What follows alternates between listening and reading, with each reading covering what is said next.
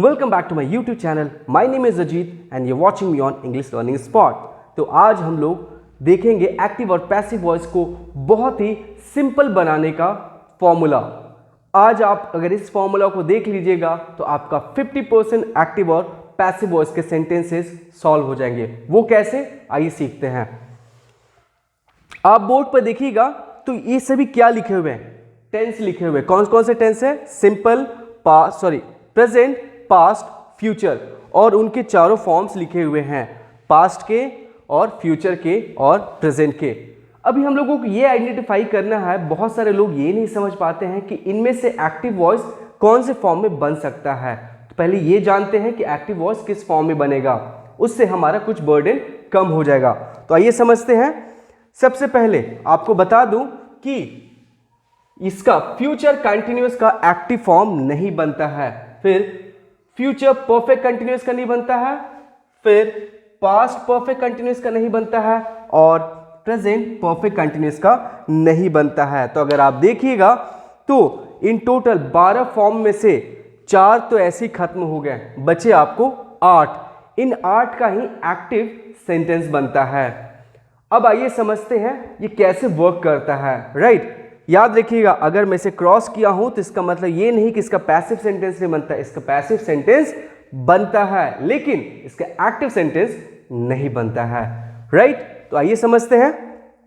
अगर कोई भी सेंटेंस आपको सिंपल प्रेजेंट में दिया हुआ है, ठीक है, राइट, सिंपल प्रेजेंट में दिया हुआ है, याद रखिएगा वो जब चेंज होता है पैसिव में तो प्रेजेंट से, सिंपल प्रेजेंट से कंटिन्यूअस में जाता है वर्ब के थर्ड फॉर्म के साथ, राइट। यानी कि जहां पर अगर आप देखते हैं, मान लीजिए किसी सेंटेंस में लिखा हुआ है I play cricket, I play cricket, तो इसका पैसिव कैसे बनेगा? The cricket is played by me, यानी कि ये प्लेइंग नहीं होगा, इसके जगह हो जाएगा प्लेड। आई बात समझना आपको? तो ये ऐसे ही बनता है, राइट, ये ऐसे ही बनता है सिंपल प्रेजेंट का। अगर आप सिंपल पास्ट में आइएगा तो कैसे बनेगा? सेम चीज,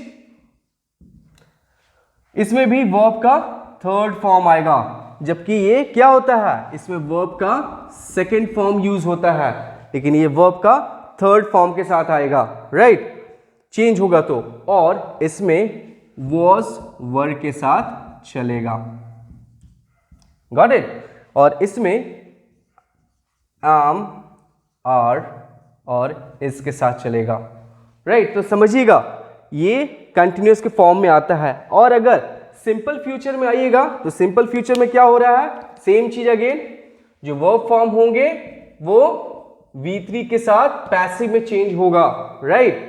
और ये क्वेश्चन मतलब ये बन जाएगा आपको will be and shall be के साथ वर्ब का थर्ड फॉर्म लगेगा, राइट। ये तो सीख गए हम लोग सिंपल, प्रेजेंट, पास्ट और फ्यूचर के लिए। अब आइए समझते हैं कि अगर कंटिन्यूअस फॉर्म में है तो वो कैसे बनेगा।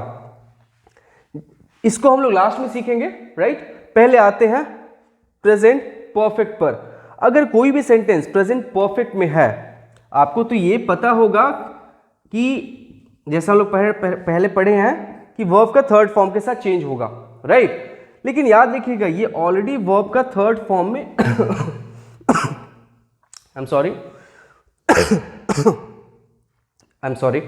ये वर्ब का थर्ड फॉर्म में ऑलरेडी रहता है, राइट। तो इसको अगर आप चेंज भी कीजिएगा तो वर्ब के थर्ड फॉर्म में ही रहेगा। लेकिन इसमें जो समझने वाली बात ये है कि जब ये इसमें आता है तो हैज और हैव के साथ बीन लगकर आता है, जिसमें वर्ब का थर्ड फॉर्म रहता है। याद रखिएगा इसमें हम लोग क्या करते थे, हैज और हैव बीन लिखकर वर्ब का थर्ड फॉर्म यूज करते, आईएनजी फॉर्म यूज करते थे। जैसे यहां तो ये प्लेइंग ना होकर प्लेड हो जाएगा अगर प्ले वाले कुछ सेंटेंसेस है तो। वैसे ही अगर आप यहां ध्यान दीजिएगा तो पास्ट परफेक्ट में जो सेंटेंसेस बनते हैं अगेन वो भी क्या होगा, वर्ब के थर्ड फॉर्म के साथ आएगा, और यहां हो जाएगा हैड बीन, राइट। और ये हैड बीन किससे जुड़ जाएगा? वर्ब के थर्ड फॉर्म से। अगेन ये भी वर्ब का थर्ड फॉर्म ही रहता है, इसमें कुछ अलग नहीं रहता, क्योंकि परफेक्ट वाले जितने पार्ट हैं टेंसेस के उसमें सारे वर्ब के थर्ड फॉर्म होते हैं। वैसे ही अब आइए समझते हैं फ्यूचर परफेक्ट का। फ्यूचर परफेक्ट में भी ऐसा ही होता है। फ्यूचर परफेक्ट में आपको जो वर्ब का फॉर्म होता है वो थर्ड होता है जब चेंज होता है तो, और इसमें क्या लगता है आपको विल और शैल, राइट, और इसमें लगता है हैव बीन, और ये हैव बीन किसके साथ जुड़ता है, वर्ब के थर्ड फॉर्म के साथ। आपको ये पता है, टेंस से पढ़े होंगे कि परफेक्ट वाले पार्ट में वर्ब का थर्ड फॉर्म जुड़ता है, राइट। तो ऐसे हम लोग ये सेंटेंस मतलब simple present, simple past, simple future जब उसका पैसिव वॉइस बनेगा तो बनेगा किसमें, प्रेजेंट कंटिन्यूअस, पास्ट कंटिन्यूअस और फ्यूचर कंटिन्यूअस। ध्यान दीजिएगा, देखिए यहां पर इसका पास्ट बन रहा है बट सॉरी यहां पर इसका पैसिव बन रहा है बट एक्टिव नहीं बन रहा है। तो एक काम करता हूं, मैं यहां पर लिख देता हूं एक्टिव नहीं बनेगा ताकि आपको कंफ्यूजन ना हो, पैसिव बनेगा, एक्टिव नहीं बनेगा।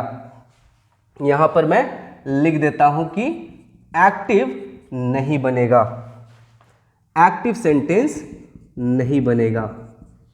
ठीक है, ये चार सेंटेंसेस हैं, चार टाइप हैं जिसमें एक्टिव सेंटेंस नहीं बनता। अब आइए समझते हैं कौन से वाले पार्ट को। बच गया कौन सा, प्रेजेंट कंटिन्यूअस और पास्ट कंटिन्यूअस, इसको समझते हैं। याद रखिएगा जब भी ऐसा सेंटेंसेस जो प्रेजेंट कंटिन्यूअस में है उसमें और कुछ भी नहीं लगेगा, क्या लगता है जो स्पेशल है वो आपको बनेगा बीइंग लगाकर वर्ब का थर्ड फॉर्म, दैट्स इट। मतलब अगर एक सेंटेंस लें कि she is playing cricket, she is playing cricket, आइए कैसे समझते हैं इसे, कोई जगह प्लेस है जहां पर मैं लिख सकूं, हाँ, शी इज प्लेइंग क्रिकेट, मान लीजिए ये है, तो क्या होगा इसका बनेगा क्रिकेट पैसिव में is being played by her. Her कहां से आ गया, ये सी, ये शी और ये हर, इसलिए ये ऐसा बन गया। तो ये क्या हो गया, बीइंग लगाकर वर्ब का third form, same as it is इसमें भी होगा, जो भी होगा वो बीइंग लगाकर वर्ब का थर्ड फॉर्म, राइट।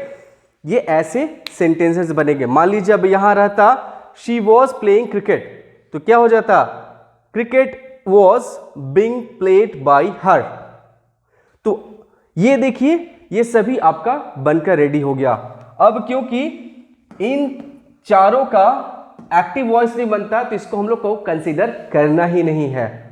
तो हो गया ना, इससे आपका एक्टिव और पैसिव वॉइस सॉल्व, और बहुत ही बर्डन 50% बर्डन कम हो गया। अगर इस बेसिस पर आपको ये इंफॉर्मेशन और ये नॉलेज समझ आ गया, ये आइडिया समझ आ गया, तो घर बैठकर जरूर ट्राई कीजिएगा जो भी आइडिया दिया हूं।